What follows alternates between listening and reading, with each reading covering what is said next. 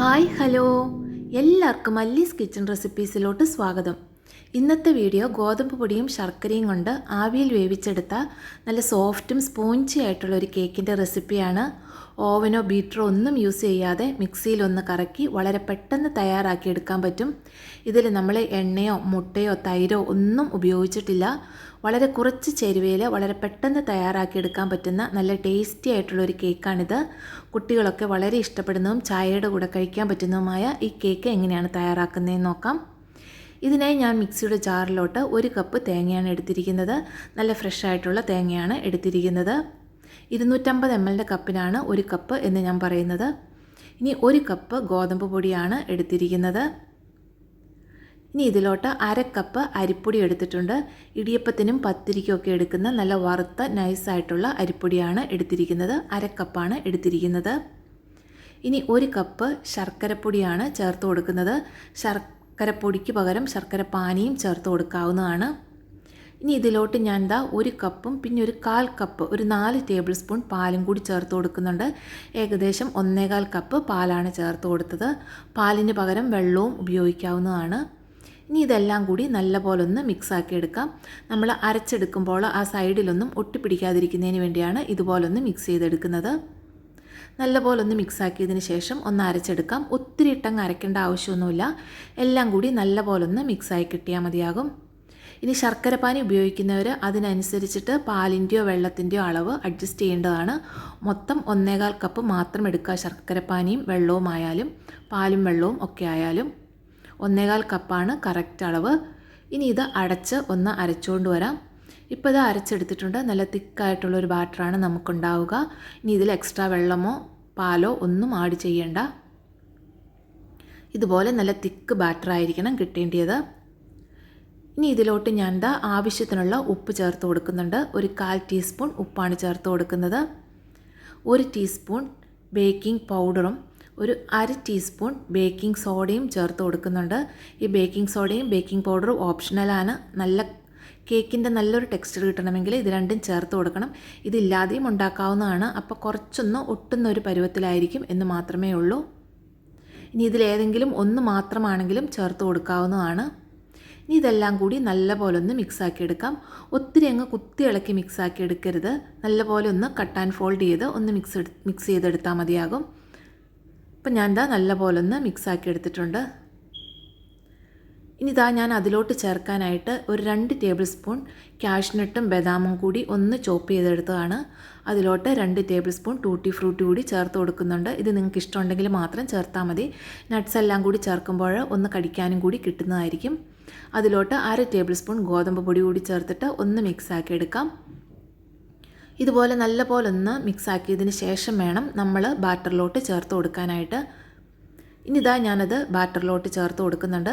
ഇത് നേരത്തെ മിക്സ് ചെയ്ത് വെക്കുകയാണെന്നുണ്ടെങ്കിൽ നമ്മൾ ബേക്കിംഗ് സോഡയും ബേക്കിംഗ് പൗഡറും ഉപ്പൊക്കെ ചേർത്ത ആ ഒരു സമയത്ത് തന്നെ ഇതും കൂടി ചേർത്തിട്ട് ഒന്ന് മിക്സ് ചെയ്തെടുത്താൽ മതി.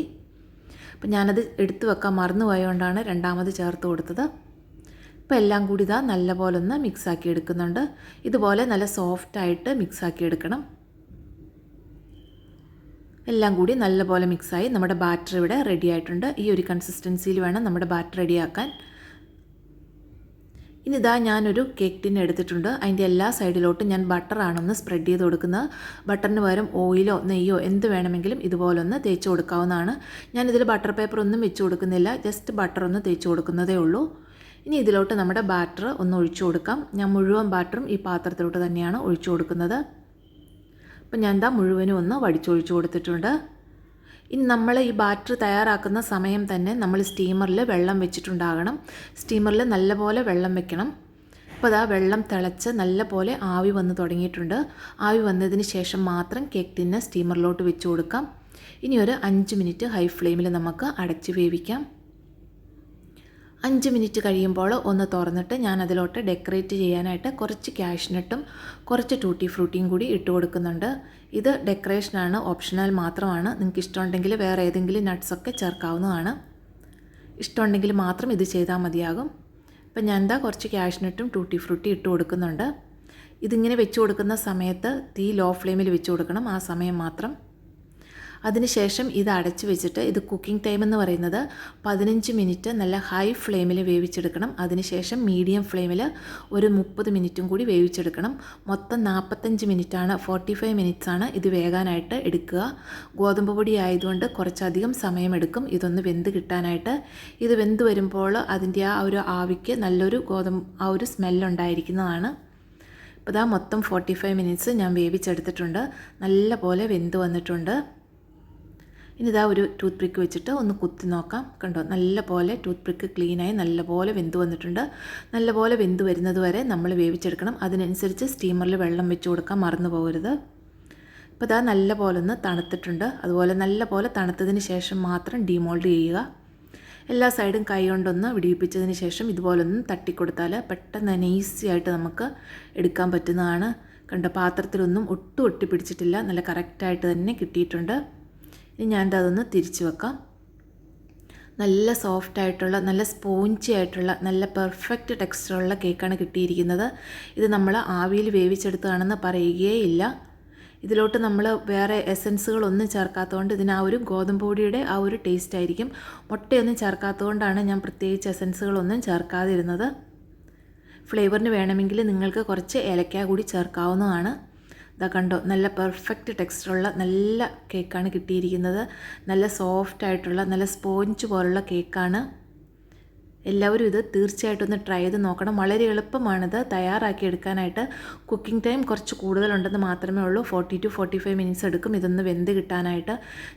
നമ്മുടെ ബർണറിൻ്റെ ഒരു വലിപ്പം ഫ്ലെയിം അനുസരിച്ചിട്ടായിരിക്കും ഉണ്ടാവുക. എല്ലാവരും ഒന്ന് ട്രൈ ചെയ്ത് നോക്കുക. വളരെ എളുപ്പം തയ്യാറാക്കാൻ പറ്റുന്ന നല്ല ടേസ്റ്റി ആയിട്ടുള്ള കേക്ക് എല്ലാവരും ട്രൈ ചെയ്യുക. വീഡിയോ ഇഷ്ടമായെങ്കിൽ ചാനൽ സബ്സ്ക്രൈബ് ചെയ്യുക, ലൈക്കും കമൻറ്റും ഷെയറും ചെയ്യുക. അടുത്ത വീഡിയോയുമായി വരുന്നതുവരെ എല്ലാവർക്കും നന്ദി. താങ്ക്